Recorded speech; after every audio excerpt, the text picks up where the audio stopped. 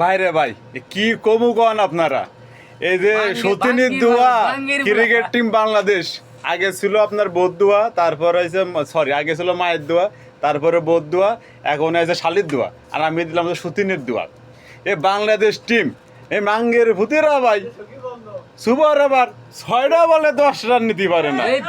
আমরা হইলাম ভাই একজন প্রবাসী, এই যে আইসা গোসলও করিনি, খেলা দেখছি আল্লাহ আপনার 2015 সালে, মাঝে মধ্যে দেখি অফিসে যাই হোক, আর আজকে যে খেলা দেখি গোসলও করিনি ভাই, দেন কাজেরতে আসলাম টুপিটা মাথায়, এই যে খেলাটা দেখতেছি আইসে আমার ভাই বেগা তাকায় দেন, সবাই আমার ভাই বোনেরা ওই দেন এরা যা খেলতেছে কি কব।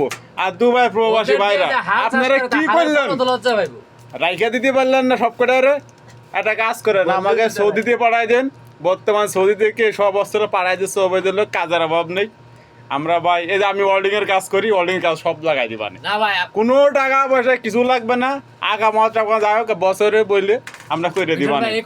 এই বাংলাদেশ টিম ভাই আসলে বলার মতো না, এই যে খেলে আসলো এশিয়া কাপে, যাক মাইনে নিলাম, আবার বলে বিমানবন্দরে নামে ডিম মারছে বলে এক একজন এক এক কথা কয়। আরে ভাই আমরা তো কাজ করতে করতে এক একজন প্রফেশনাল হয়ে গেছি, আমরা তো জানি কোন কাজ করলি বা কি করলি ভালো হয়। এরা সারা জীবন ব্যাট ধরে বলতে পারে না কোন বলে কিভাবে কি মারতে হয়।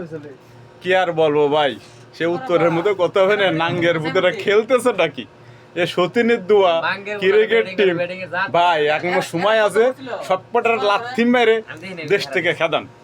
যাই হোক আর কিছু ভাই বলতে পারতেছি না ভাই, বেতন গালাগালি করতেছে, প্রবাসীরা গালাগালি করলে সবাই আবার মূর্খ পায়। যাই হোক ভাই ভালো থাকেন, আর আমাদের প্রবাসীদের জন্য একটু দোয়া করেন। আল্লাহ হাফেজ।